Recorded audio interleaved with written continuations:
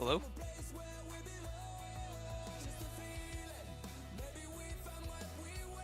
Okay.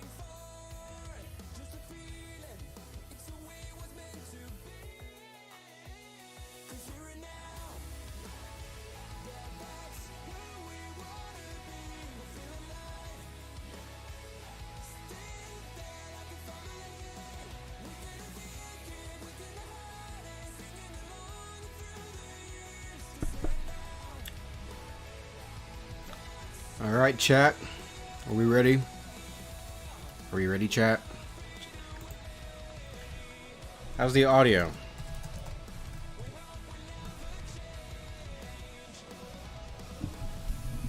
Can you guys hear me okay?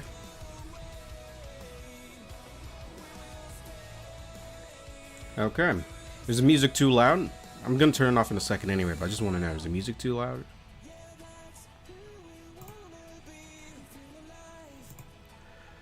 How's the music? Is it too loud? Is it good? Okay.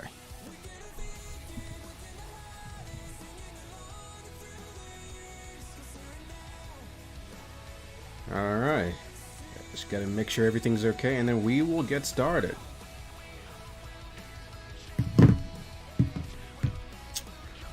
ReZero live review. We have never done this before.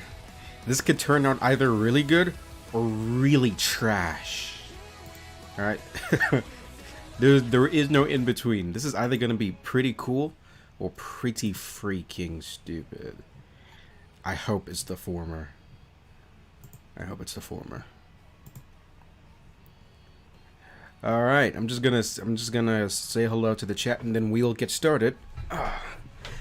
Yeah, so just for you guys, just so you know how this is gonna work, I have somebody on Discord who Methan, I hope I can call him that. Methan, is that okay? No, Ethan is what it's called. Anyway, I'm going to be reviewing ReZero episode 43 and 44 with Ethan. After I say a few things and I go over a few points, I'll go back, I'll go get him and let him give his opinion. We'll talk about it and we'll go that way. I will also, because the whole point of this, and in case anybody wants to know, the whole point of me doing this is because as I was sitting down to sort of decide on reviewing episode 43 and 44, and a large chunk of ReZero Season 2, to be honest, it's really difficult to nail down the type of review I want to make. Because so often, more than not, there's so much content to cover, and it ends up being either really long, or when I do it in the video essay format, I have to really trim the fat, and ends up not being good enough in my opinion. And so what I'm going to do here is I'm going to attempt to do this properly, and because I have you guys in the chat, we can actually talk about anything we want to talk about so that everybody goes feeling happy that we've actually taken care of the details that we need to take care of. That's why I'm doing this. So I will be coming back to the chat periodically to get your opinion on things, so that at the end of the day, everybody feels like, okay, we really broke down this episode as best as we could. And that's why I have somebody else, that's why I have Ethan here, so we can get a sort of conversation going, so we can talk about ReZero. So this is final checks to make sure everything is okay. Yes, if I'm wrong, please correct me. Please, if I'm wrong, just correct me. But just a few final checks to make sure everything is okay. And we will get started. We will get started. So, all right.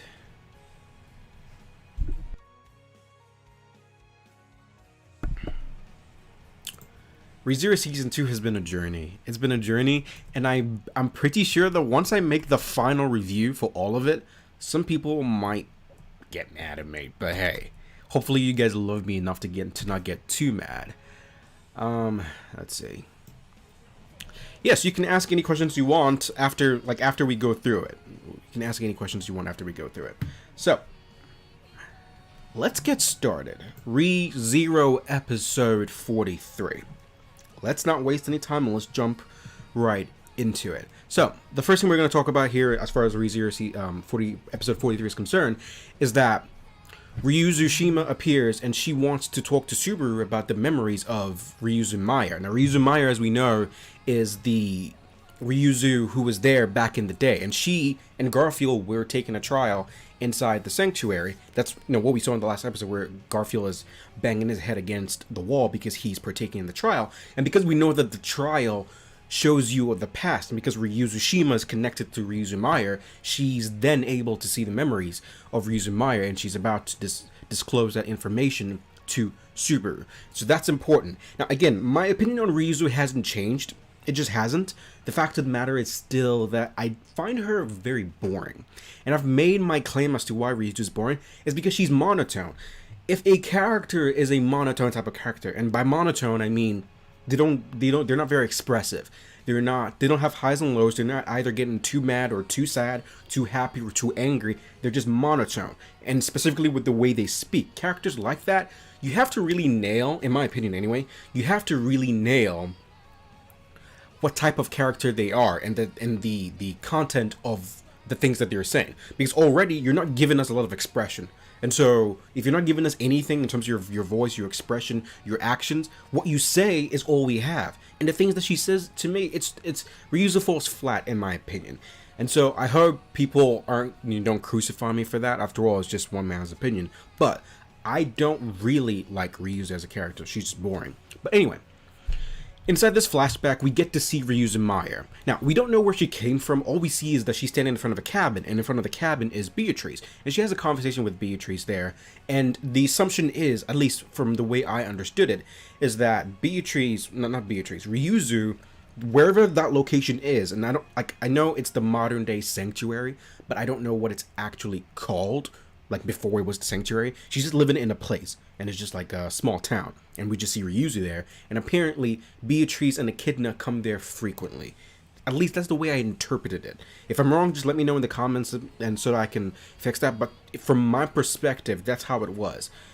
The location of the modern day sanctuary, that's where Ryuzu was, and Ryuzu would often meet Beatrice and Echidna, who would come there every so often. Now, we do get a scene that's highlighting the relationship between Beatrice and Ryuzu. Beatrice is pretty much her usual self. There's nothing really different. And this is another example of Ryuzu's character kind of, diminishing the effect of her scenes. Because she's monotone, and because of the way Beatrice is, I feel like Beatrice excels when she's in a scene with somebody like Subaru, who is, well, I guess the way Subaru interacts with Beatrice, he just accepts that that's the way she is, and he sort of teases her from time to time. Or somebody like Puck, who Beatrice then comes out of her shell for. When you put Beatrice with Ryuzu, the scene is boring, in my opinion. Because Beatrice is Beatrice and Ryuzu is blah. So it's never, in my opinion, it's not really that intriguing of an interaction. Considering all the different interactions we've gotten in ReZero, Subaru and Emilia, Subaru and Echidna, Subaru and Satella, Subaru and Roswaal, there are a lot of interesting dynamics in ReZero. At the bottom of the barrel is Beatrice and Ryuzu. It's not compelling at all. But anyway, on a random day, Roswaal appears at the sanctuary, and Ram explains that the Roswaal we see is, well, let me put it this way. The Roswaal that we know is apparently not the Roswaal who was there back then. There's a generational difference between the two Roswaals, even though they literally look alike, which is kind of crazy, but they do establish that. So, I'm going to stop there, and I'm going to look at the comments, and I'm going to get me, Ethan, to talk about this, okay? So, me, Ethan, if you don't mind coming off mute. Hello. Yeah, hi. You can just call me Ethan. Ethan? And, cool. Yeah, about Ryuzu, I agree completely. She's, not very interesting. Her entire character is to be there for, as a Beatrice, relationship, I guess. Okay. And she's not very emotional. She doesn't have, any, basically what you said, really. Yeah, okay. Interesting. And what was your initial, if you can remember back to when you initially watched it, what was your reaction to seeing Roswaal and learning that the Roswaals we know versus the one we see right there, they're generations apart? What was your initial reaction when you saw that? I guess everybody's 400 years old now, Yeah. Okay. But yeah, it was a little bit odd because, just before then you're like, oh, they're the same Roswaal, and then you're like, oh, they're different Roswaals, and then Got you. Okay. So let me just look in the comment section to see what anybody's saying. People are just having a conversation about reusing Maya. Echidna created the sanctuary. It didn't exist before it was made a safe haven for non-humans. Okay, that's interesting. I mean, did they in that particular scene that we're talking about here? They didn't establish that. I guess we've known for the longest time that Echidna is the one who created the sanctuary, so I guess that makes sense. When Ryuzu was shown in this flashback in this episode, there wasn't anything to show that this was Echidna's creation, but that does make sense. I can totally understand that. I can definitely understand that. Let me just see. So I'm going to come back to the comments section later. I'm going to go forward to the next scene of the episode, and Ethan, I'll come back and get Ethan in just a little while, because I'm sure you'll have a lot to say about the next parts coming. So, moving on in the episode, the next thing that we have to talk about here is we switch to Emilia, who's inside the sanctuary. Well, she's inside the trial, taking the first trial, and this is we're going back to the the interactions between Regulus, Betelgeuse, and Emimom/Fortuna. Now, Betelgeuse is mad, and he's in his feelings for an interesting reason here. Now, the reason why Betelgeuse is angry is because he believed that there was a deal struck on some level. There was a deal struck that says he was the only one who would get involved in the matters having to do with the forest. But now, Regulus and consequently Pandora shows up, and so this makes me wonder. I am having to wonder, what exactly is the implication, or what exactly is the church? Because so far, the church in ReZero, in relation to ReZero, has been an underlying subplot that hasn't really been tackled directly. It's just been expanded upon indirectly so far. For example, we learned about the bishop. A bishop is under the structure of a church, so we know that, oh, there's something there. And even within this flashback alone, Betelgeuse has referenced the church multiple times, so we know that there's such a thing. All right, and when you talk about archbishops, we're talking about hierarchy structures within the church system. And so it's interesting that we were 2 seasons into it, the church hasn't been tackled directly, but every time and every so often we're getting more and more information on it as it keeps going. I want to know, what is the church organization? And this is not me saying Nagatsuki did anything bad or anything. I'm just saying, I'm genuinely interested. What is the church organization? What is their motive? And is there someone who exists above these characters that we've known so far? That's very interesting to me here. So, if Betelgeuse is a part of the church and the church organization is, well, let me put it this way instead. If Betelgeuse is part of the church and so far the church has been depicted as bad, wouldn't that mean that currently Betelgeuse, even the Betelgeuse we see right now, who we think is better than the one we know later, doesn't that make Betelgeuse bad? Because again, if Regulus is a part of the church and Pandora we find is also a part of the church, and now Betelgeuse is referencing the church as though he had a deal with them, then even this Betelgeuse we know right now, who we think is good, means he's bad as well, which is kind of strange. And so it poses a lot of interesting questions that I think and I hope the Nagatsuki goes into more detail later on. Now, we then get the appearance and the introduction to a new character by the name Pandora. Pandora is a lolly, and you saw it by the title of this video. Pandora is literally, basically, AIZEN. She's ReZero's lolly AIZEN, okay? She's OP as heck, because, hey, I've seen 43 and 4, actually, I've seen all of it. But look, Pandora is OP. This lady is powerful. She is monotone, but the difference here is the monotoneness that Pandora is. You could say that Pandora is monotone like Ryuzu, but because Pandora's words and her dialogue is much more engaging, you don't fall into the same issue. But this lady is overpowered, OD overpowered, and she speaks with such authority. She shot up to one of my favorite characters in ReZero just within the first scene of me seeing her. I am intrigued by this woman, more intrigued than I am of Roswaal at that point in time. Ridiculously good stuff from her. And when she actually showed up, I noticed, and this was a quick little switch, that the moment Pandora showed up, because she was behind Regulus and she just comes out into frame, Echidna had her eyes closed. Echidna had her eye closed, like she knew exactly who that was and what it meant for what was going to happen. Which is interesting because, again, Echidna has so much experience and so much knowledge. If she reacts that way, there's probably a very good reason for her. So, moving on, before I get you guys' opinion on this, we're going to move on a little bit before I get people's take on this. So there's a little scuffle between Ryuzu.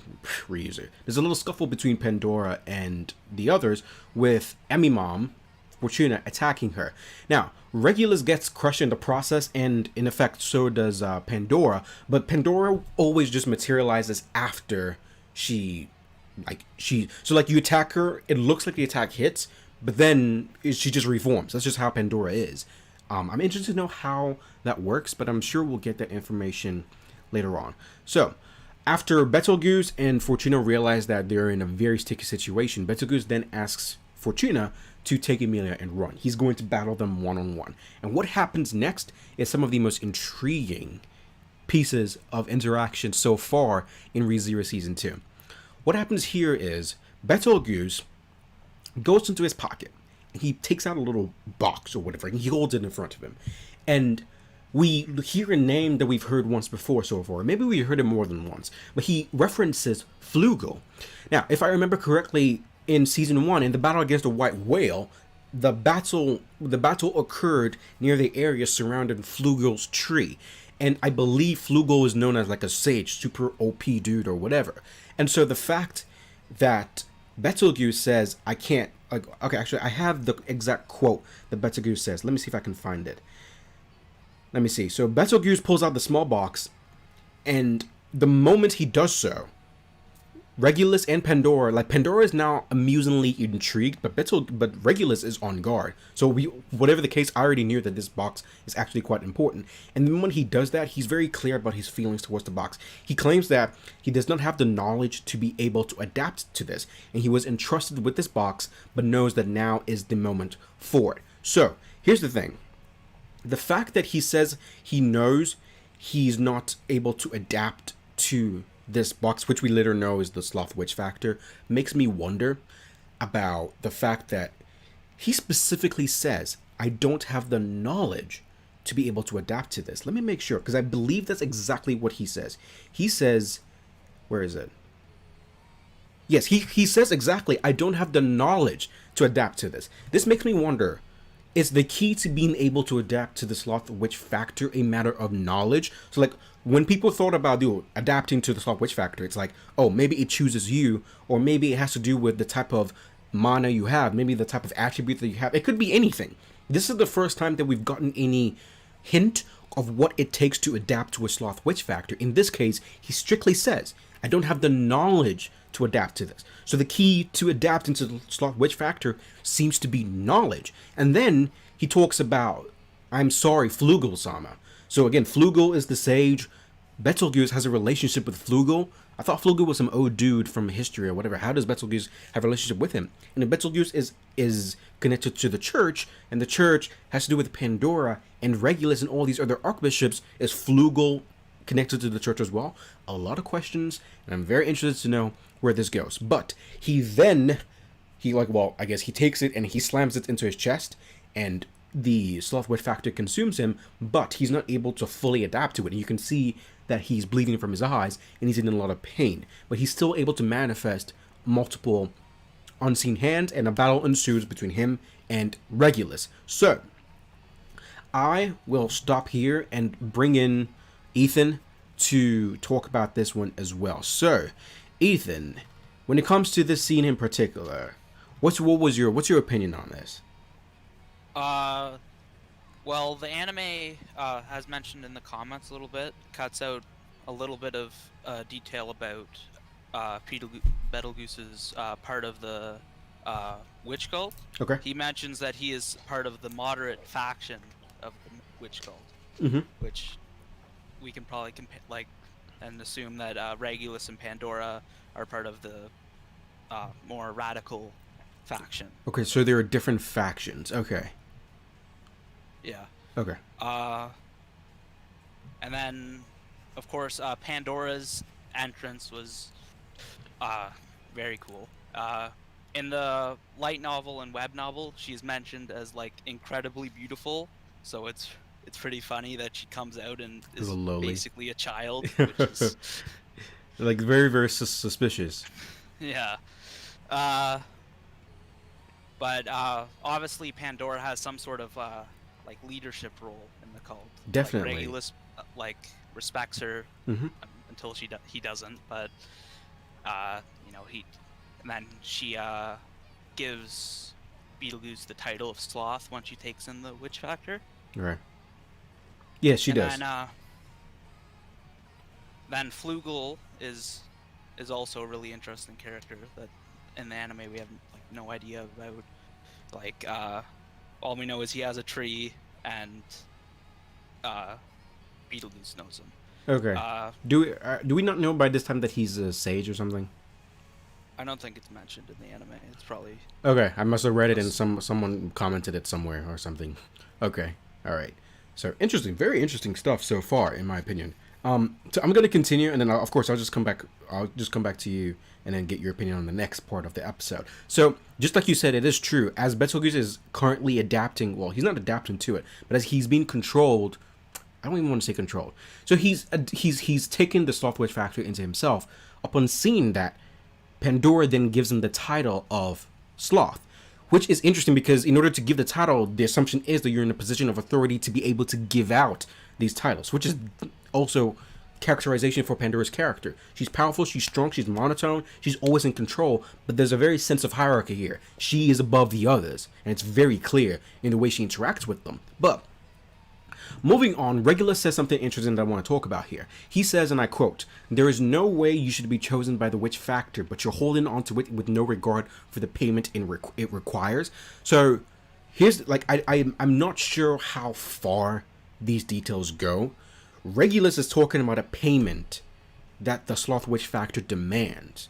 So not only, so in my mind, trying to understand this, it's like the Sloth Witch factor, there's a choosing aspect where you have to be able to adapt to it. In order to adapt to it, you need knowledge, but even then, there's still a payment to be paid. What is that payment? We don't know because he doesn't say, but it is it's interesting. When it comes to the witch factors, there are multiple layers. The knowledge in order to adapt, but also a payment that it requires.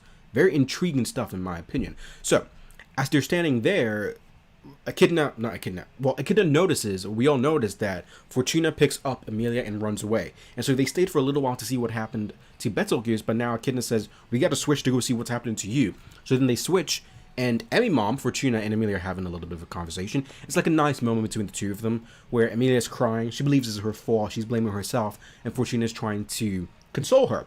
At that point, Archie, I think, it's not Archie, right? But you say Archie, yeah. Archie comes in, and it looks like the other people, wherever the other civilians are, they're not having a, they're not doing so well because he's trying to not say it, but then Fortuna understands. And Fortuna also understands that these enemies are here after the seal. And the seal apparently is that gate that we see in the white flower field, in wherever that is. So, wait, I just got a message. Oh, okay. Ooh, interesting. I just got a message. I'll take that later. Anyway, so Fortuna is going to go back to go and battle Pandora, which, again, these are all very heartwarming moments, although I still think that White Fox is having a very hard time making these moments effective because they can't even let the moment between Echidna, I don't know why I keep saying Echidna, they can't let the moments between Fortuna and Emilia, it's cut short. In my opinion, it's cut short because there's so much to adapt. Like, I feel like if this happened in season 1, they would take time to set it up, to extend it, to really make you feel for it. But here, it's like, we gotta go. Like, we have to go. And so they have to cut it short and then move on. Again, I don't know if that's what happened in the light novel, but it feels that way to me. So, Emilia is given into Archie's care and Archie runs away. Now, as Archie is running away, this freaked me out. This freaked me out because we've seen 2 of the great animals created by what's the name of my favorite I'm so disappointed in myself. What's the name of the Witch of Gluttony? Daphne, thank you. I can't believe she's my favorite witch. How did I forget her? Right, Daphne. So we've seen the white whale, we've seen the great rabbit, or is that the opposite? Again, so we've seen the white whale, we've seen the great rabbit. We are now introduced to the Black Serpent. And let me tell you, this Black Serpent is scary. I don't think Like, okay, I'll ask Ethan this after we're done with this point as to which of these animals are the most scary in his opinion. But for me, anyway, the introduction of the Black Serpent to where it just streaks across the path. I don't even know if it bit him or just touched him. I don't know. But Archie gets injured by the Black Serpent, and his leg immediately begins to turn like black or red or whatever. It's beginning to decay. And so he does something that I was really surprised when he did this. He uses Alhuma. No, it was just Huma, not Alhuma. He just uses Huma to slice off his leg and then freeze it.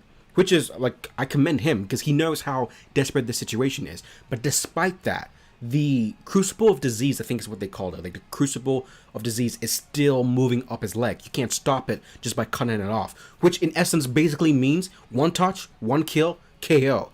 Which is scary. It's scary because the little serpent that we saw, it streaked across the path, touched him, bit him, I don't know, and then he was able to look into the forest, and you can just see this glob of, I don't know, like this being, the Black Serpent, is just there, and it's all slimy, and it's intangible. It's crazy. Like some scary, scary stuff. But he then turns to Emilia, and he points to an area between the white flowers. He says, follow the path and just head towards the white flowers. Just keep on running, don't stop. So as Emilia runs away, he tries to stand up to the Black Serpent. I initially assumed that he was about to put up a fight, but there's no fight. He's done. Like, the whatever Crucible of Disease it is, it's covering his entire body. He's done. Archie's dead. And so he gets consumed. Emilia is running, and then at that point in time, Emilia begins to feel, well, she's overburdened by the weight of all that's going on. What you can understand, she's just a little girl. She's just a little girl. And she's crumbling under the weight, and then she wishes she could do something to change it. At that point in time, these lesser spirits, these slimy lesser spirits show up, and the assumption here is that they're going to lead Emilia to the seal so that she can make a trade so she can save everybody's life. Now, this is the last thing I'll say before I, look at the comments and get Ethan's opinion on this. When we were initially introduced to the lesser spirits, and I said this in my reaction, which, cheap plug, $1 to get zero reactions already up, you can get it. But anyway, when I initially saw this, I knew, because it's standard writing procedure that the lesser spirits show up, they take her out of the house, they're seemingly their friends. The obvious plot twist here is that you think they're your friend, but they're not. That's the obvious thing. So when I initially was introduced to these lesser spirits, and the lesser spirits are trying to seemingly take Emilia to the seal, which would be the wrong decision. Make no mistake, that would be the wrong decision. I wished the Nagatsuki did a thing where the fake is that you think they're good but they're bad. I wanted it to be a double fake where you think they're good but they're bad, but they're actually good.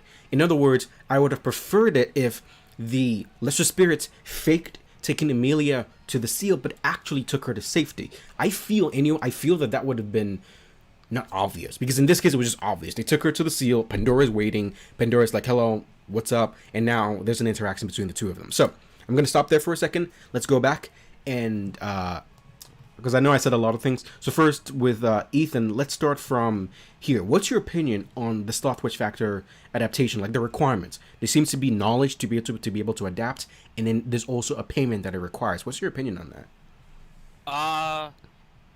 Well, the witch factors are like one of the bigger mysteries that we know little about. Obviously, we have the witches, Satella, and like Betelgeuse, Betelgeuse to go off of for like compatibility. Right. With the first 6 witches like embody their sin, right? Right. Like, and Echidna is incredibly greedy.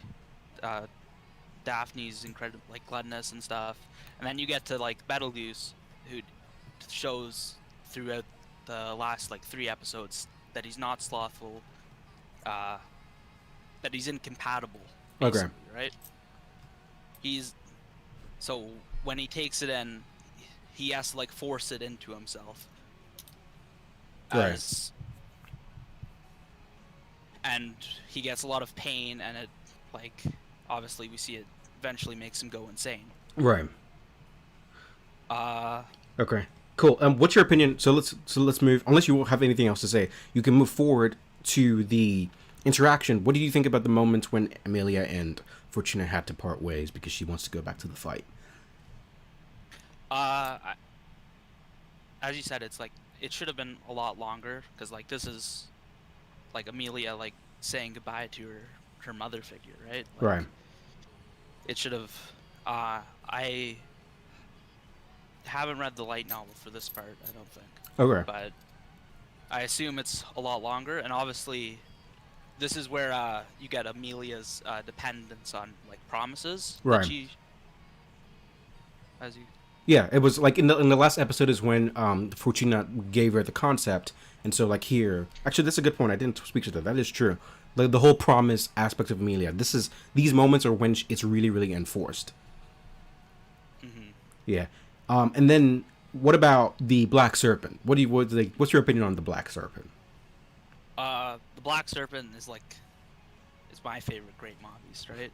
Because when Daphne does her speech about the like her other two, like Mm-hmm. the white whale's very big and the sizable hair can multiply infinitely. Right. I'm not sure where it's mentioned, but the Black Serpent is just made to kill people. Right. It's like that's the only one that's different. Like less people to eat and more food to go around. Right. That is scary. What did you think about like the do you think that the Black Serpent has to bite you or just touch you to have that crucible of disease effect? I think it was it just touched him. Oh, that is Like, so broken. You just see the tail whip out of the forest. Right. Oh, that is crazy. And it seems to be a one-hit kill. Like if it touches you, you're done. Like literally. Which is that's some scary stuff. Okay, and then what about the lesser spirits? What's your opinion on that? As Ken Kanaki in the comments said, Yeah. in the web novel that Pandora is confirmed to just control all of them. Mm-hmm. You know, honestly, because people talk about the adaptation differences between season 1 and season 2, one of the things I say in season 2 is, as far as I know, in the show did not explain the lesser spirits were in cahoots with Pandora. It just glosses over it.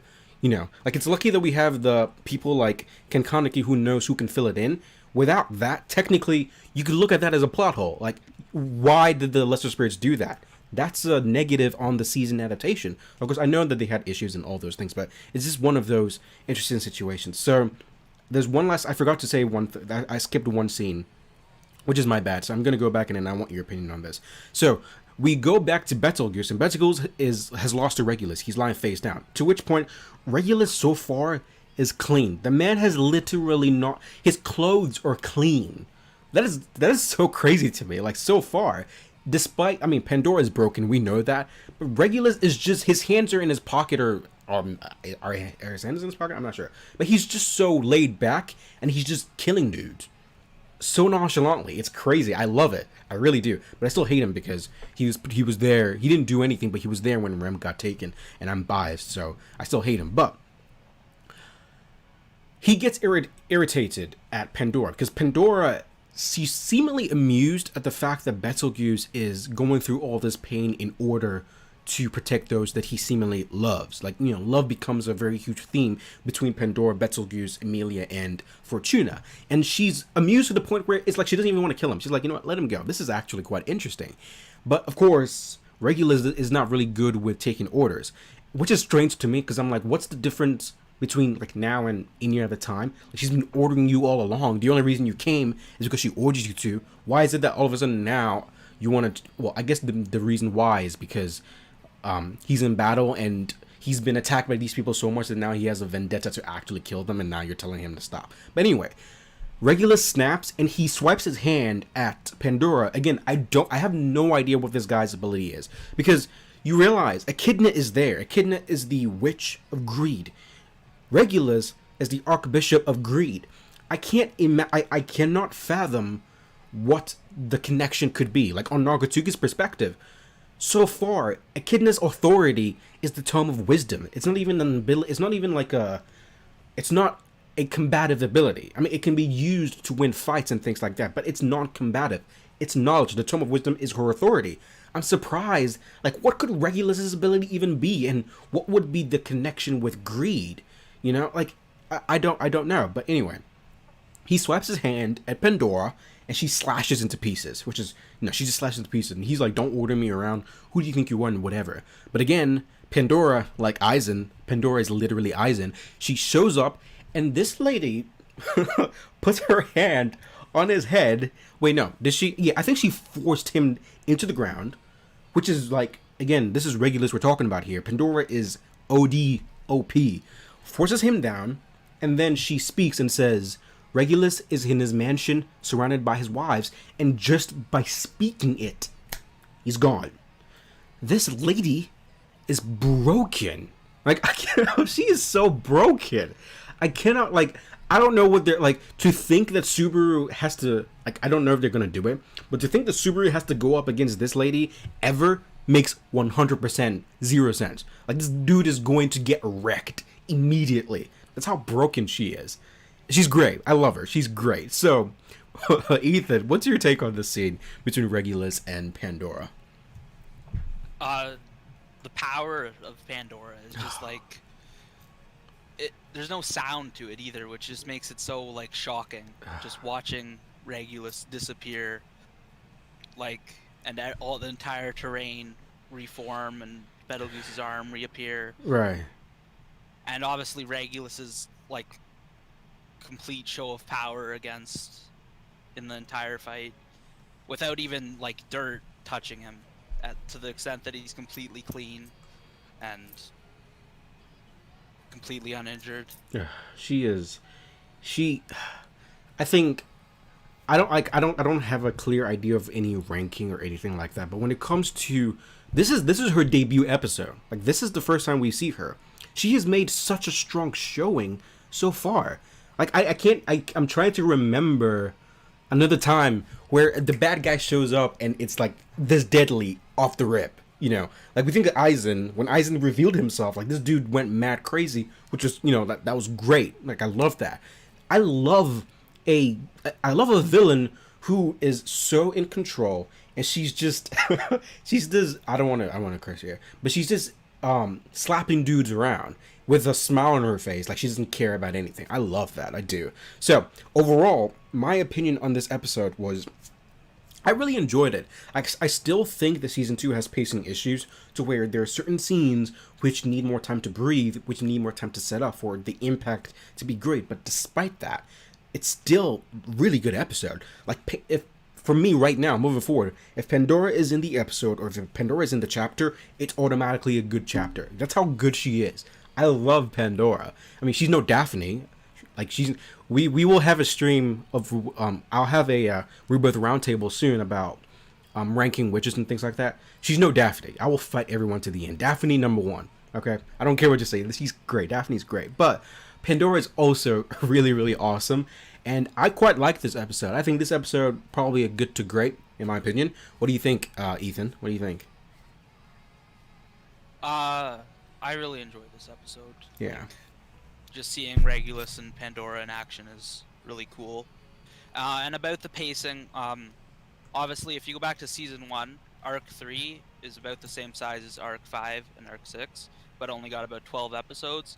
Arc 4 is much bigger. It's like 130 web novel chapters compared to like 100 or 80-ish, right? Right. And you couldn't even fit all of it into 25 30-minute episodes. Right, because how much content there is. Right, and they like, ReZero has no. I mean, it does have an opening and an ending, but they don't use it, so you might as well have no opening. You just take the full 30 minutes. Yeah, I think somebody did like a calculation. It's like 36 normal size episodes is season 2. Okay. So 36 20-minute episodes, and like still a lot of cut yeah. content. I wonder, like, so I would like if there were a way to speak with people who are conscious of the anime industry. ReZero seems to be very popular. I wonder why there wouldn't be a possibility to just do like 225 cores of season 2. I mean, I understand, like, from a financial perspective, maybe there's a reason for that, but like, I don't think any of us would complain if they said, hey, we're gonna adapt, like, we're gonna really, really adapt this long arc. But for that, instead of having 125, give us just 225s, like so a total of 50 for season 2. In other words, but I guess I'm sure they had reasons for that. But I think it would have been worth it for a really good adaptation. You know what? Let me look in the chat. If you have anything to say, please say it. I'll look in the chat and before we go into episode 44. Just talking about cut content a little bit more. Arc 3, as I said, is the same size as Arc 5 and Arc 6, and there is much more content in Arc 3 because it's only in like 12 episodes. Right. Right. I think the 25 episodes per arc is probably like what we hope for Arc 5, because it needs that time. Right. If it's gonna get. Got you. So, I'm gonna look through before we go into episode 44, and we're only doing the 2. do you guys see we're 42 minutes in just for episode 43? Like that's how long we would have to discuss these things in order to be effective. But anyway, I'm just going to go through the comment section, and then we'll go into episode 44, and then after that, that'll be it. I don't want to keep you guys for too long. So, looking at the comment section, we got Ken Kaneki. She's not a spirit. Who are we talking about? Are we talking about Ryuzu? Ryuzu's not a spirit? I thought Ryuzu was a spirit. Well, she's wait. not a spirit. Gotcha. Go ahead. She's like. Oh, she was made of odd, like her body is made of odd or something. I remember hearing something like that.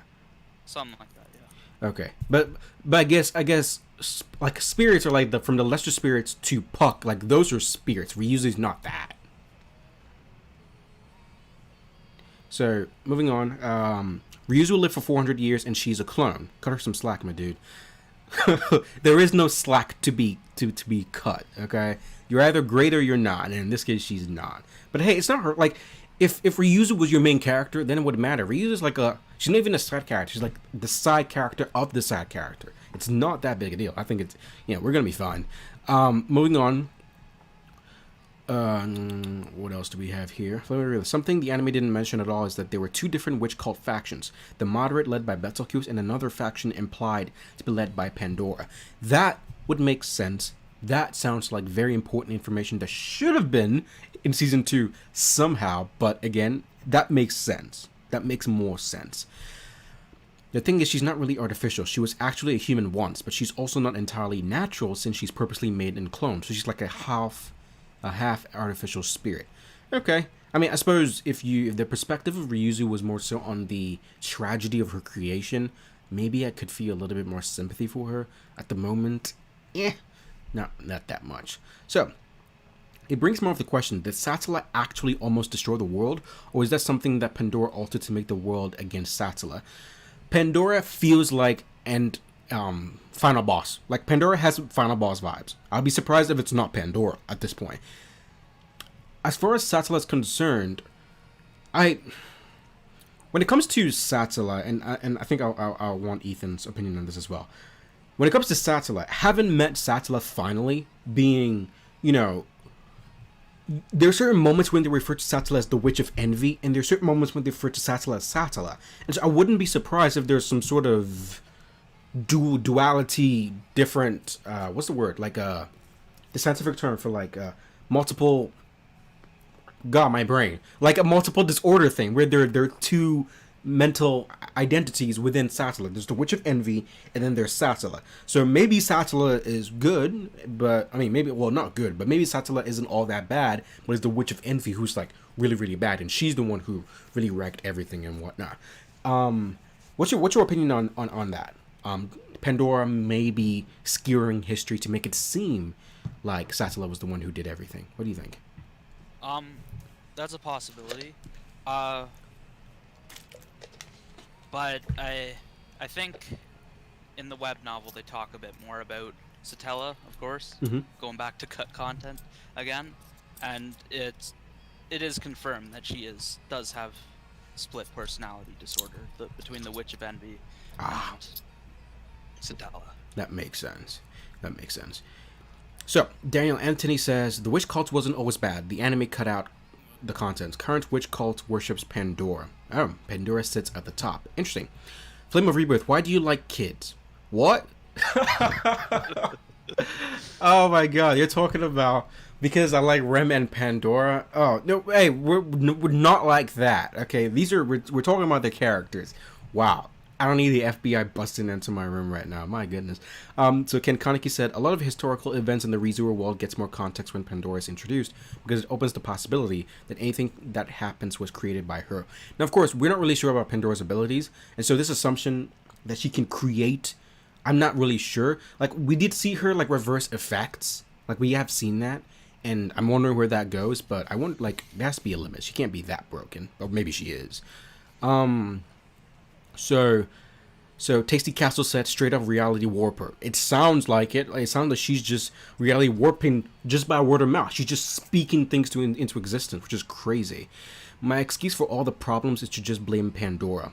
Yeah, Daphne will save us. Daphne will save all of us. You do realize that Betelgeuse is the only one worshipping Satella, right? Well, I mean, so far, the Betelgeuse that we've seen in this flashback hasn't really been I don't think they've referenced him like worshiping Satella, because I know there's that scene when he sees Emilia and he's crying and because he's seeing salvation. We do know that Emilia looks like Satella, and so if he is worshiping Satella, it would explain why she was crying when he saw Emilia. But I don't think they've actually actively referenced the fact that the Betelgeuse we see now in the flashback worship Satella. I mean, I think the old Betelgeuse in season 1, I think it's alluded to, but here I don't think so. So moving on to Great Stage Flugo, there's a lot of comments here. I don't think I can get through all of it because we gotta move things along. So I apologize if I don't read everything. I'm gonna come back and try to read it, but we need to go into episode 44, and we do, because there's a lot we have to talk about here. So ReZero episode 44. So we pick up. And by the way, so we're continuing, guys. We're going to continue. So episode 44 picks up with Emilia interacting with Pandora here. Now, Pandora is very forward. She wants the seal, and she wants the key. Emilia has the key, so open this for me. Pretty straightforward. And Emilia doesn't know what she's talking about. Like, she genuinely doesn't know what she's talking about. She's like, I don't have the key. But Pandora's like, oh no, you do. And by the way, the type of dialogue that Nagatsuki gives to Pandora, it's that form of it's those types of dialogue given to a villain that's more scary, where it's like they're not mad. Like, when you don't give them what they want, they don't get mad. They're just like, oh, well then I guess I'll just have to, kill you. It's like, those are the scary. That's what's scary about Pandora. Her face is still the same. She's smiling, but she's talking about literal genocide on a large scale, and she's not even breaking a sweat. That's what's so intriguing to me about this character, which, again, this character type has been done before in anime, but not all work as well as it's working for Pandora right now. I'm just establishing that. So even though Emilia doesn't know where the key is, she is willing to try, which is, again, characterization for Emilia, in that she knows for a fact that she doesn't know where the key is or what it is, but because she wants to at least do what she can to help, she walks in front of the sealed door and she holds out her hand. Now, as she does that, the key manifests, and it's established that this key for the door is only visible and tangible, I suppose, to the people who are, well, okay, so Ethan, is for the key, is the idea behind the key that only those it accepts, or only those, like, what's the requirement to be able to have the key? What's the word? I've forgotten what it was. Qualification? Like, only if you're qualified? Okay, got you. Pandora mentions that Emilia is one of 2 qualified. Okay, qualified. And we know for a fact that she can't see it. Can she touch it, Pandora? No, she can't see it or touch it. Okay, so it's unseeable and intangible to anyone not Emilia or the second person, whoever that is. Which is actually interesting. Like, now Katsuki seems to like to do this a lot, where it's like, oh, this is one of 2 books which are the closest thing to the Tome of Wisdom. Oh, you are one of 2 people who can have the key. Oh, like he likes operating in dualities, I've noticed. But so we move forward, and Emilia notices, okay, so cool, she has the key. She can open it if she wants to. But then she's presented with a dilemma. Should she or should she not? Now, her idea here is she wants to keep the promise she made to her her mother, Mother Fortuna, not to come near this place. But at the same time, she wants to save them. And so she answers Pandora and says, no, I can't do it. I won't break my promise to Pandora.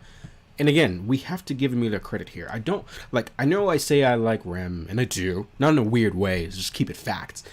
But you have to give Emilia credit where credit is deserved. She's a little girl. I don't know how old she is, but she's a little girl. She's a baby. She's a little kid. Pandora, it seems like Pandora could literally wipe her from existence just by saying it. Like, that's the feeling you get. Right? This isn't some, flimsy situation. This is a very tense situation. A little girl who wants to earnestly save her family and save those in the forest. All she had to do is open the key. But because of a promise, to be so young, but to have such a firm grasp of the importance of promise is, to me, that's very telling. And it's very telling to the, purity of the character. Where, yes, she has flaws, but amidst all the flaws, when you come to the real core of the character, even as young as she is, she understands that her mother, and we've all been kids where your parents tell you to do one thing. How many of us don't listen? Emilia's different. Like, she takes it so seriously that her mother said, don't do that. And she's listening to the very end, even if it costs her mother her life. And she says no. At that point, Pandora, she just continues to go up my list. And I love this scene, what she did. So she extends and she goes behind Emilia. And she leans forward and she stretches out her hand, both hands, one on the left, one on the right. And she says, you have two options. All right. And I don't want to misplace what she says. So here she is. So Pandora says, on one hand, you could hold on to your promise and hope to find a way to get it to leave the forest without harming anyone. But on the other hand, you could break your promise to your mother and ensure the survival of everybody in the forest. What are you going to choose? Emilia chooses to keep the promise she made to her mother. Pandora doesn't get mad. She doesn't get angry. She extends back. She says, you know what? To the very end, you are a good girl. To the very end, you will keep the promise you made to your mother. I will respect that decision. And I hope you respect my decision to do what I have to do to get the seal open.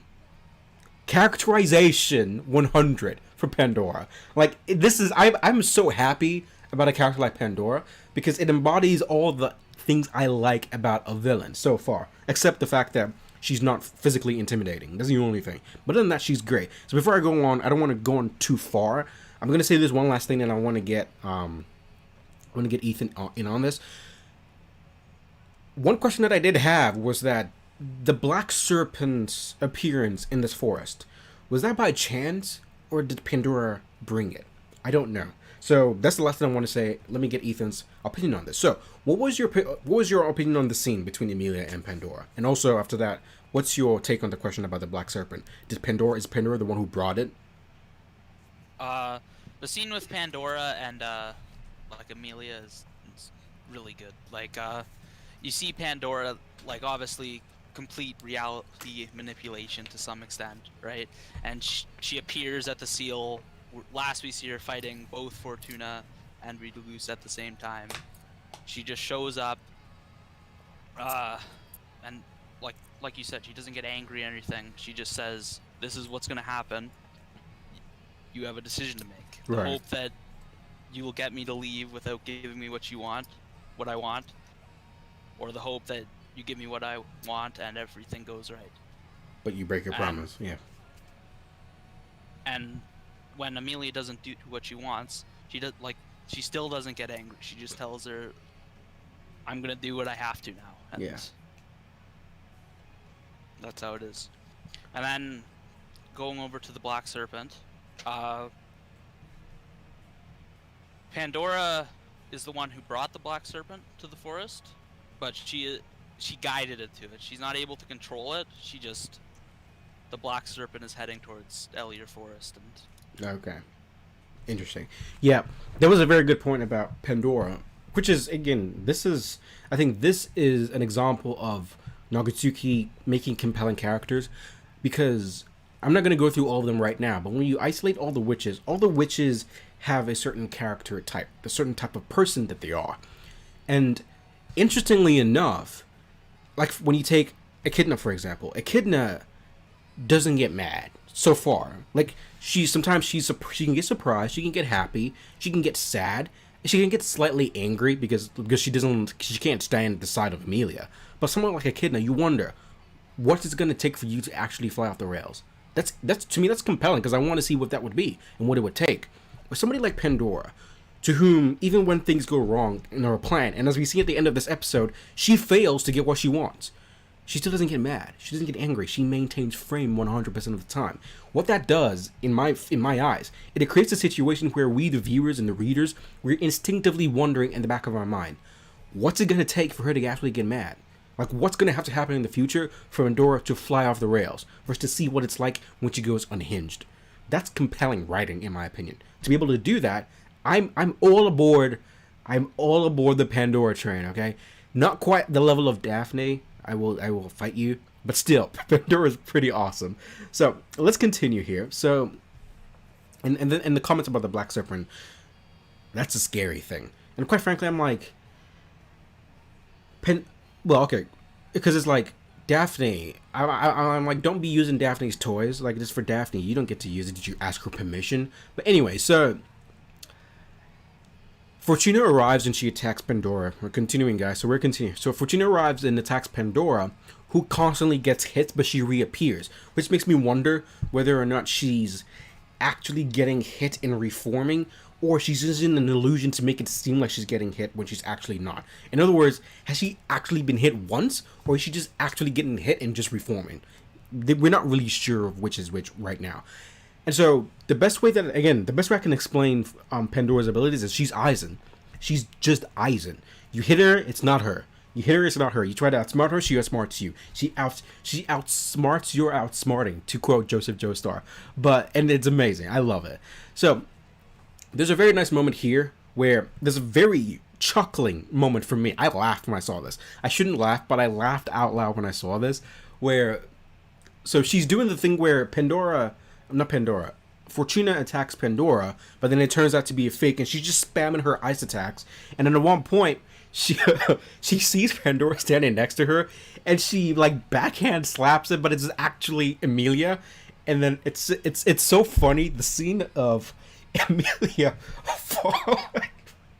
the scene of Emilia's little girl fall to the ground after being slapped. It made me. I was like, yeah, that's crazy, but. And then she goes to Emilia, like, oh, I'm sorry, and then it's just Pandora, and I'm like, this is some horror movies type thing going on. It's crazy. That was one of the highlights of the episode, in my opinion. Marvelous style. Like, she's just messing with these people. It's crazy. But so there's a nice moment where Fortuna embraces Emilia, and Pandora. I'm sorry. I'm terrible. It was just funny to me. But anyway, so Pandora tells Fortuna that Emilia kept her promise to Fortuna, which Fortuna, as a proud mother, you can assume like she was proud of her daughter for keeping her promise to the very end. And so she embraces him. They're having a nice moment, and Betelgeuse is trying to catch up. So Betelgeuse catches up, and I don't know about you guys. I'll get Ethan's comments on this soon. I could see this coming. Like, after establishing that Pandora is able to do all these fake outs, I was like, oh shoot, it's about to happen. Like, the fact that Fortuna accidentally hit Emilia was proof that it's about to happen. And so he attacks with his unseen hands, seemingly thinking that he's going to attack Pandora. And Pandora's actually smart on this. She was standing away from them. She actually walks right next to them. Because in my mind, I'm like, I know she could have switched it anyway, but I like the attention to detail that she still decided to be on point and stand right next to them so that the switch could be, I guess, more believable. But anyway, so he attacks Pandora, but it turns out to be Fortuna, and like the blood, like she just goes right through her chest, blood skewers out. And again, I think they showed the point of view of Betelgeuse. Not only is he seeing the wrong thing, his eyes are also covered by the blood because he's bleeding from his eyes. So he can't see well anyway, not to mention Pandora is doing some switching over here. So Fortuna is down for the count. There's a hole in her chest. She's bleeding profusely. And Betelgeuse, upon seeing this, goes mad. The descent into proverbial madness. Alright? And as he's descending into madness, you can kind of see the Betelgeuse that we know from season 1. You know, Nazi, you know, banging his head on the floor. And again, the voice actor for Betelgeuse is one of the best voice actors in this show. He is so good at what he does. And I think there's a moment here when Pandora says, you did it because of love. And then instead of saying why, then he starts saying love, love, love. And so I'm wondering, is that the initial, is that where it was born? The whole love thing, is that where it was born? I'll get Ethan's comments on that as well. And so I'm going to stop there because I don't want to go too far. Ethan, so what's your thought? Let's start from here. Pandora versus Fortuna and on all those things. What's your opinion? We get to watch Pandora basically clown on Fortuna for like she's not even reacting to like dying or anything. She just, I'm over here now. Yeah. And as someone in the comments just said, she like changed her appearance to Emilia, right? Like, and then we get the scene with Fortuna talking to Emilia, like telling her like, you know, don't break your promise, I'm proud of you and everything, which also plays on Emilia's obsession with promises that we see a lot. Yep. Then of course Betelgeuse shows up, and I find it really the last episode's called The Day Betelgeuse Laughs, but this is this is the episode where he like actually loses. Laughs. Yeah. Once he got the witch factor of sloth, he's actively trying to resist its corruption, right? But the second he kills Fortuna, all of that, what does he have to resist for anymore? He just gives up and lets the witch factor of sloth corrupt him. Right.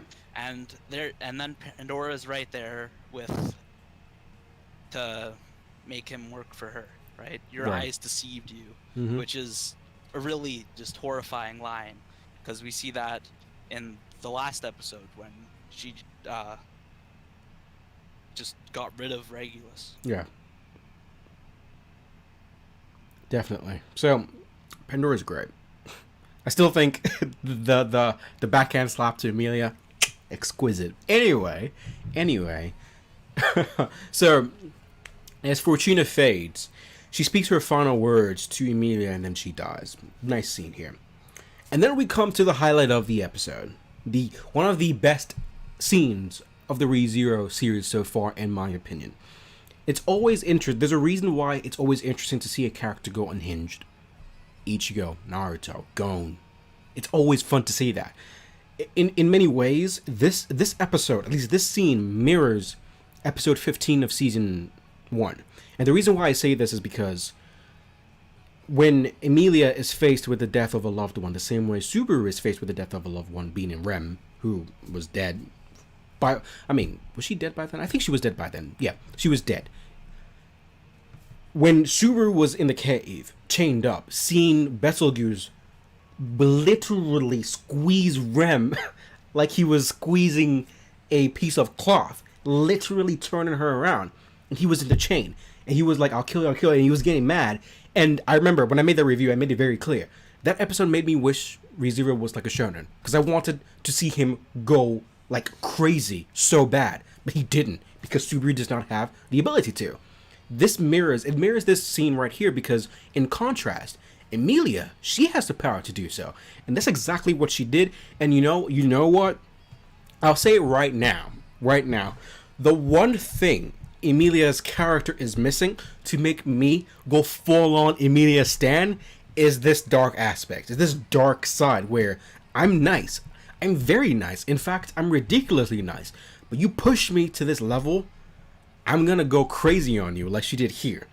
Pandora is the same as she always is, talking monotone. She's not, she's just chilling like she always does. And she wants to talk to Emilia. Emilia reaches down, she grabs Mother Fortuna's hairpin, takes off the flower that's over there, puts it on there. Her eyes are covered by her bangs. She kicks, you can't see her eyes, which, if you know anime 101, that basically means, like, that's trouble, run away. She says, die. And then just out of nowhere, I noticed this from ReZero, the Frozen Bonds. The little, like, the flower, like the ice petal thing, where it just extends and it's, like, bloodied and everything, which is, like, crazy. Like, it's massively crazy. And boom, Pandora's dead, and Pandora's like, calm down, die. Icicles, boom. Pandora's like, you're confused, die. She takes 2 slacks of ice, slams it together, die, over and over. I'm like, Emilia, this, Shinjaya, she over and over. I loved that. That's the Emilia I want to see. Call me crazy. Oh, you're only interested in like dark characters. I like that. Like I can buy into that. And she goes full on Aokiji Ice Age, like fully. Like the entire place is beginning. Like a blizzard appears out of nowhere, and she's just dominating the entire forest. It's beginning to freeze all over. Shinjaya, die. And of course, Pandora, she dies, she comes back. She gets hit, she comes back. This scene was just amazing. It was just amazing. And at the end of it, Pandora realizes that I won't be able to get what I need from you. You will go into a deep sleep soon until you, I think she gave 2 reasons. I can't remember what the second one was. But the first one was until your like sleepiness is offset by a different power that's comparable to it, like in like basically what Puck did, who got out of the ice. Or there was another option which I can't remember. But anyway, she begins to fade. She begins to get covered in ice, and then Pandora goes in there and says, "You will like she says remain the way you are, but then you will forget my existence." And just by saying it, it happens, which is crazy. How is she able to do this? That's broken. Reality warping and also being able to just speak things for it to happen. That's crazy.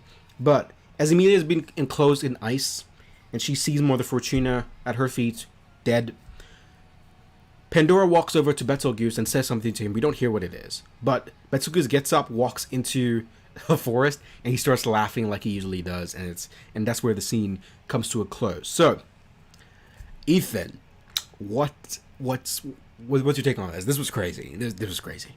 We get to see like just how powerful what Emilia is capable of, right? And yet it doesn't even matter against Pandora because she just won't die, as she says.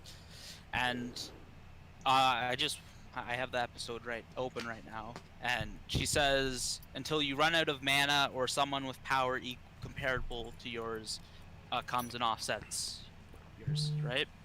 So Yep. I forget how much time was, like how long ago this was. I think it was like 100 years or so, but she didn't run out of mana for that Broken. those 100. That's a lot. And that until Puck came and like offset her power. Yeah. Or she might have run out of mana. We haven't really seen the full extent of that scene. We've seen bits and pieces, so I don't even think we know for a fact.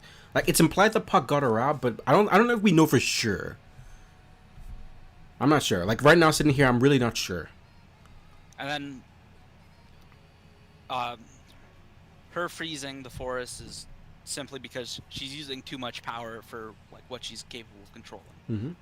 You see a lot in Frozen Bonds where she can't control her magic, so she just freezes everything. And then Pandora comes over and tells her, "You will forget me until the glacial. As surely as the snow melts and the glacial period ends, we will meet again. Until then, forget about me and fill the memories how you please." And that's the last we see of Pandora. All right. Amazing scene. That was an amazing scene. So, in the aftermath of that, Emilia and Echidna have the conversation. Now, Emilia's character journey is beginning to come to a resolution here. It's, we've come a long way. And she and Emilia have a conversation here. And this is Emilia's reckoning. Despite the fact that she could have saved everyone if she did open the seal, she feels no regrets. And even though she's saddened about the fact that her mother died, she knows for a fact that she made the right decision and that her mother was proud of her and loved her. And beyond that, even though Mother Fortuna is dead, she now believes that there will be a way to save the other people in there. If they're going to be mad at me, let them be mad at me, but I'm still going to save them. And I'm going to prepare a place for them so they can be safe. We don't have to run anymore. We don't have to live in solitude anymore. We can find a place for you guys to live in happiness, which is good character development. Like, as whatever issues I have with Emilia as a character, they all end where subjectivity begins. In other words, objectively, I know for a fact that this is good writing. It just is. It's good writing. It's just that when it comes to a personal preference, there are certain things that don't sit well with me. But as far as objective good writing of a character like Emilia, it's good. Like, it's very, very good. There's nothing bad I can say about this. The lows are really low, but the highs are really, really high. And of course, there's this evil side that I'm anticipating. That's the last thing that has to happen for me to fully be on the Emilia train. So we switched to the outside, and Ryuzu, Borizu, I should call her. She is, like, I have it written down here in my notes. Ryuzu content is the most unengaging part of this story. I don't enjoy it. It's boring. I have that in my notes. I'm sorry, Ryuzu is not in. But anyway, Subaru and the others go to see Roswaal. And Subaru, basically, the whole point here is he wants to tell Roswaal that he's surrender. You've lost, basically. And the reason why he's saying that, and I think I'll get Ethan's opinion on this, because whenever it comes to the Tome of Wisdom, it kind of gets iffy for me. So Subaru's argument here is that Otto was not accounted for in the prophecy given by the Tome of Wisdom. Otto's presence proves that Roswaal's plan can be thwarted, and that it is thwarted, because not only did Otto appear, not only did Subaru not descend into madness, Emilia is going to overcome the trial. And so, what was your opinion on this scene right here? Like, what's the deal here? Because again, I mean, let me just stop it there. Let me just get your thoughts on it. Go ahead. I feel like this is like the character development from like episode 18 of last season, because the start of arc 3, you have Subaru being like, he sucks. Let's be honest, right? He sucks. Yeah. After episode 18, you see him start to improve, and then in season 2 here, you get like straight bat and this scene, which is just Subaru like he's being a Chad. Let's be honest, right? Like, he comes in, he tells Roswaal, "You lost, surrender. You know, I'm gonna win." And then about Otto. Otto carries the Subaru this season. Like, he does. He does. Without Otto, it would have been. This would have turned out a lot worse. But I'm not really sure why he's not in the Tome of Wisdom. It seems like an odd thing to just to have the book of like the future just miss Otto, which might be foreshadowing for something. But right. I mean, after all, these are imperfect Tome of Wisdom books, so it stands to reason that they're not like fully perfect. It makes sense to me anyway. Yeah. Yeah. So that was a good scene. I would have preferred if they ended the scene with Emilia, like Emilia's and Echidna's, because I'm pretty sure the conversation in the light novel between Emilia and Echidna was more. I would have preferred if they just let that be the end of the episode instead of stacking on like a third, or I mean, this is like the fourth or fifth part to the episode. Like, again, pacing issues, whatever. So that's episode 43 and 44 of ReZero. Episode 44 was also good. I think episode 44 is probably better than episode 43. Actually, you know what? Before I say that, let me actually look at this, because the Pandora and Emilia scenes are amazing. They're always amazing. It's the other content that's like would either bring it down or take it up. I think in episode 44, 44 was better than 43 in my opinion. A good to great for my rating. What do you think? What do you think, Ethan? On a scale of 5? Well, actually, you know, let's do that. Usually, I just say, oh, it was okay, or okay to good, or good to great, or great to amazing. I enjoyed it. Yeah. It's not my favorite episode, but I still think it's one of the better ones. Yeah, I think there's more to come. So I'm going to take, me and Ethan, if you have any questions for Ethan, or if Ethan can answer anything, I'll definitely ask him. That's the review. I'm going to take any questions you guys have. I'm going to look in the comment section to take any questions you guys have. Also, in the comment section below, let me know if you prefer this format. I have a bunch of Patreon exclusive individuals who in a preferred world, I will get each of them to be available to partake in this review thing. Today's Ethan. Next time it might be Dio, or it could be Briar, or it could be like any of those individuals, and then we will still have our Rebirth roundtable where like if you're available, all of us can partake in it. But like I want to feature some of these people on it. So any questions you guys have, drop them. I'll answer them before I get out of here. Let's say it's 4:15 over on the East Coast. 15 minutes, and then we'll see what we do. 15 minutes. So check in the comment section. And again, I'm not going to scroll up because I feel like I saw someone comment that you should delete that, bro. So there's a chance there's spoilers in the chat. There's quite a bit of spoilers. Okay, so I'm not going to scroll up. I'm just going to go here down. No spoilers, please. I need to make a mod. Like, I need to get Polkit to be a mod. He wanted to be, so we can, because I don't want to be spoiled. Otherwise, it'll be ruined that for everyone. So, there's a ton of theorizing on why Otto wasn't in the Tome of Wisdom. Otto isn't in the Tome of Wisdom because... Let me see. Oh, I'm sorry. Okay. Where is it? Otto is in the Tome of Wisdom because the world itself likes to bully him. Ha, that's funny. Otto was getting bullied. But he's still a Chad. Otto is clutch. Yeah, that's like the entire reason Roswaal does what he does to Subaru. Okay, so Eduardo Kerbis of this format is nice. Okay, thank you. Then I'll keep it. If you guys like this, then I'll keep it. Tomorrow, I might stream tomorrow, doing something else completely. But next week, I'll see which of the other Patrons I can get to feature on this, and we'll do 45 and 46, and then we'll do 47 and 48, and then 49 and 50. I think I think that's actually a pretty nice format for all of us. Let's see. Just a thumbs up. Don't take anything for gospel, bro, unless it has sources.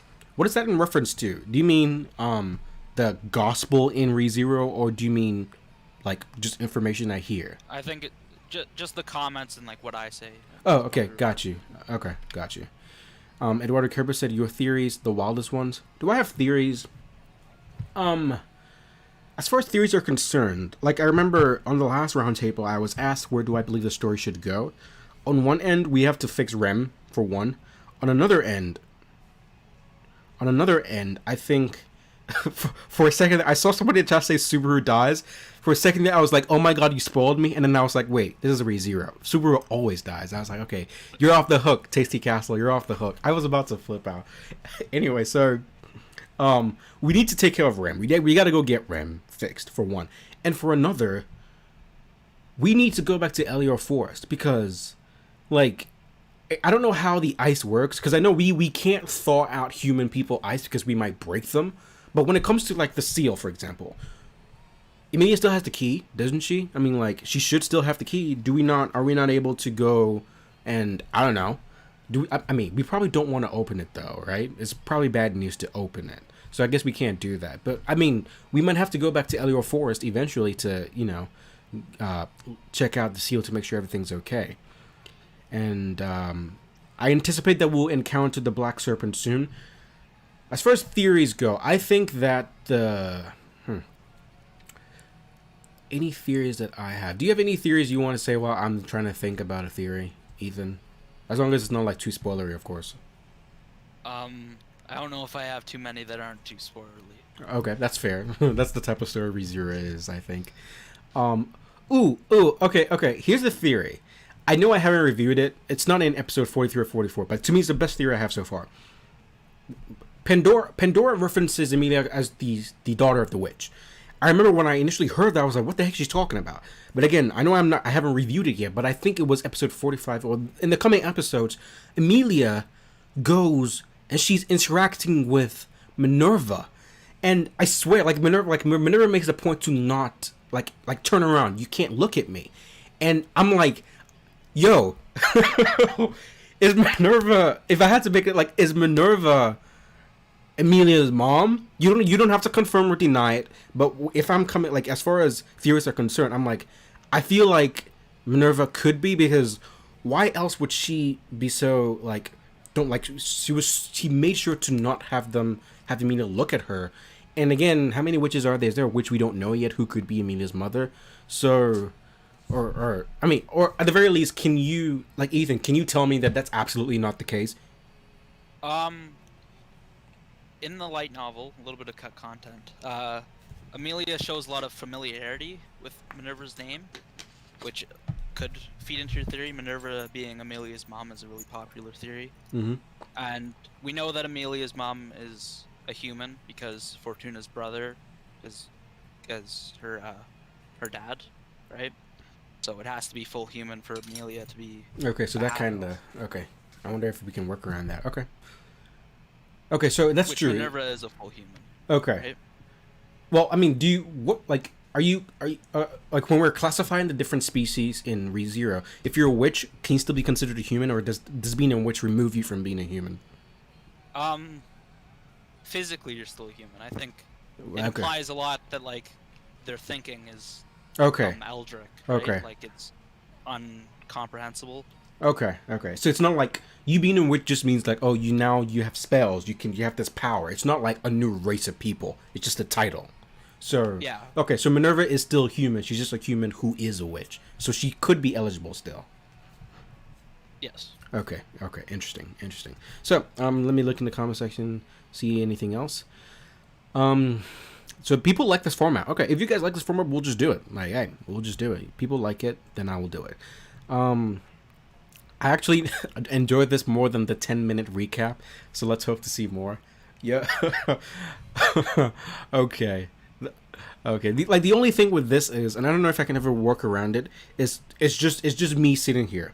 There are no pictures. There are no fancy video. Like, it's just me. When I'm usually reviewing, sometimes I'll put pictures on the screen. But this is just me, so I'm like, are people gonna be cool with that? But apparently they are. So hey, I'm not complaining. So Minerva being Emilia's mom is a popular theory, but personally I believe is a red herring. It's possible. Nakatsuki's the type of dude to do that, I think. The thing against the Minerva being Emilia's mom is obviously like the time gap, right? Right. Like, because Minerva's 400 years ago, and Emilia is like, okay, that's true. The Elior Forest stuff is just 100 years, so something must have happened. Okay. Eduardo Kerber said, "You are beautiful." Well, thank you. You're beautiful too. We're all beautiful creatures, with the exception of Otto, because we just like bullying Otto. Flima River, you sitting here, so I'm not gonna read that. Calamity is crazy. Okay. Okay. We still got time. We still got like 9 minutes before we have to go. So again, any other things you guys want to ask about this episode 43, 44? Again, Pandora for the win. Pandora is crazy good. I mess with her. And in fact, you know what? Like I was thinking recently about basically when it comes to like behind me, you can see the bunch of posters and everything. I'm like, I love One Piece, like I do. Like, yeah, let's keep it real. I love One Piece. I'm gonna replace these if I can get them. I'm gonna replace these with ReZero people, because like Bleach maintains its dominance. Like Bleach is going to be the most featured thing in my room because Bleach is what I love the most. But like on the scales of the important stuff, I'm like, get me a puck stuffed animal, I'll take it, or get me some some Echidna stuff. Get me a what's the name? Get me some Daphne stuff. Like I wouldn't mind to put some ReZero stuff behind me, because again, I don't even review One Piece, so like I took it because I had no choice. There was nothing for me to get. So, do you think Pandora, the Witch of Vanity, is still alive? That's a trick question. Oh wait, no. Or are you talking about? Is that a trick question? So like, Pandora. I think Pandora's alive. Like, she has to be, right? Yeah, I think Pandora's alive. She's alive. What do you think, Ethan? She said she'd be back. Right. So, I think it would for someone of her power. I don't think it would be crazy for her to be able to find a way to stay alive. And here's actually a question for you, Ethan. Witches don't have extended life. I mean, like for someone like Roswaal. See, Roswaal wants to extend his life. He had to go into some, and even Echidna. They were attempting to form some sort of immortality, meaning naturally their lives would come to an end. So for Pandora to still be alive, it's not like a nature thing. She would have had to do something to be able to live this long, right? It's not. She can't just live forever. Being a witch doesn't like give you immortality by default, but Okay. like based on your authority, you can like get immortality. So with Pandora, she has like reality manipulation to some Okay, so extent. she could. So Okay. she can most likely use that to just not age. Okay. What is your ReZero power scale? Strongest, weakest? What? What? How? Subaru is at the bottom. Lol. But no, actually, because I remember making the video where it's like Subaru has the Sloth Witch factor. From Sloth Witch factor from Sloth. He has the Return by Death from Envy. He has the Echidna gave him something. I don't know if it's the Greed Witch factor, but she gave him something. She gave him the title of the Apostle of Greed, which Right, gives Apostle you the right to order the Ryuzu clones. Right, he has that. Something else. And he has his own shadow, his shadow abilities. Ryuzu, I mean, by all, like, it's crazy he feels trash. He should be broken. He should be broken, but he's not, which is crazy. Like, pick up a sword, bro. Come on. At the end of season 2, I know he has a sword. I'm like, can we use it? Please, learn how to use it. Let's get your skills up, because like you can be better than this. And I know this is like a spoiler. At the end, he makes a contract with Beatrice. Like this dude, like he started from nothing. He's literally becoming one of the most broken people in the show. Like imagine that. It's crazy. So keep reading. Satella and Reinhardt are at the highest power tier. Satella. I mean, we haven't seen Satella fight, but I mean, she's a witch, so she's probably OP. Reinhardt is OP. Like Reinhardt killed Puck in one-on-one combat. I think, right? He beat Puck. Not even one-on-one. It was one swipe of his sword. Right, this dude he's actually broken. Because Puck is supposed to be this great spirit, Puck, whatever. And again, Puck defeated Melaquera in one-on-one combat, didn't he? Yep. And Reinhardt beat Puck. Look, it's crazy. Like the power scaling of ReZero is not like as forward as the others, but when you really think about it, it's like, you know, and I remember ReZero, the Frozen Bond, the Fire Mediator Melaquera. Like, if that isn't a badass name, like, my goodness, that's so, like when you hear that name, it's like, okay, this dude is real. This dude is for real. Yes, Subaru is broken. I mean it. Subaru is broken. Subaru is broken. Like, the fact that you die and come back to life in itself is broken. Pandora is probably... Subaru is really, like, dangerous because of his, like, being able to return by death, but his, like, overall strength is really weak. Like, ReZero works on like a really gacha system. Like you're born good or bad. Really. You're born trash. And Subaru was born bad. Yeah. He's just trash. Tepe confirmed that Satella and Reinhardt would be a stalemate. Again, I haven't seen anything from Satella to assume. Like the fact that Satella killed the other witches doesn't necessarily mean that she beat them in combat. It could just mean some like schemish things in the background. So I don't know. Subaru kills a dog. Okay. Yeah, Subaru did kill one of the mob beasts back in season 1, I suppose, which was crazy. So Pokit says, bit of a fun fact. Reinhardt stepping foot in another country is considered a declaration of war. Yo, this is crazy. This is like some One Piece. He has his own law named after him, where he's not allowed to like do anything without being told to. That is ridiculous. That is crazy. And he's the grandson of Wilhelm von Austria. Mm-hmm. Who's the sword man? Like this dude, like it's in his blood. The dude is just broken by nature. That is crazy. If he steps foot in another country, that's a declaration of war. That's the type of hype you give to Yonkers in One Piece. That's crazy. And to think he was just walking around in episode 2 or 3. He was just walking around in the slums run down, just like patrolling. That's so cool. And he was, you know, and then the little girl, I forgot her name. The one who swiped Emilia's crystal or whatever. Shoot, what was her name? She's a Dragon Priestess candidate.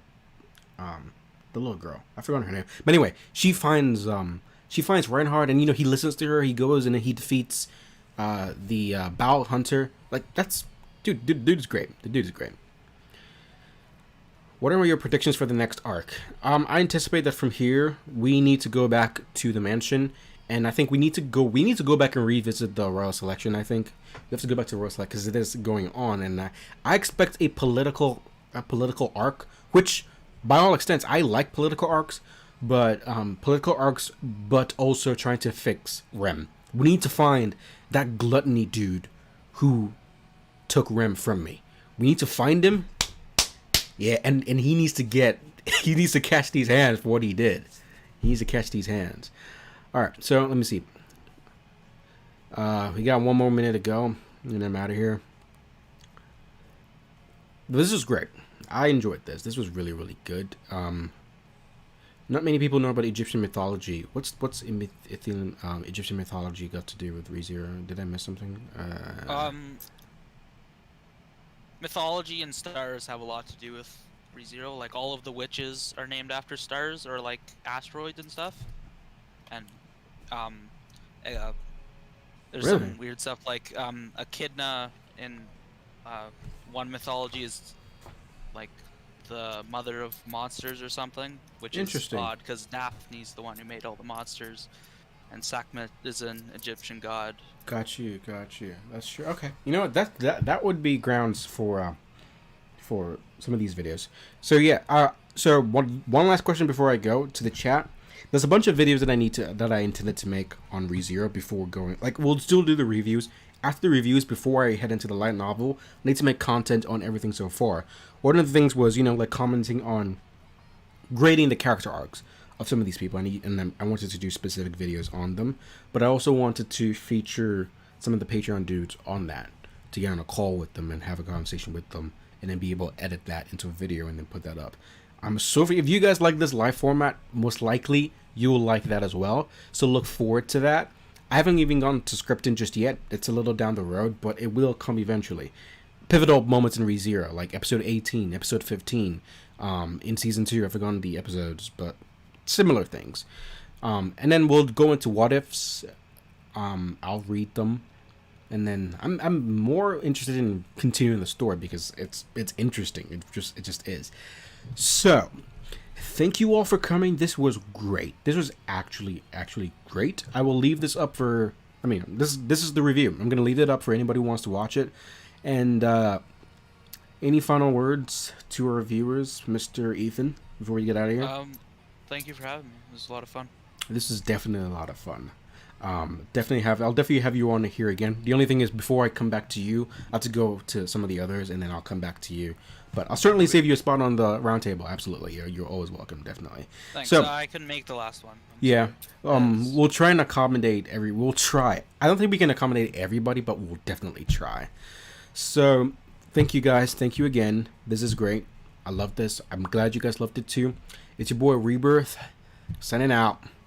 Peace.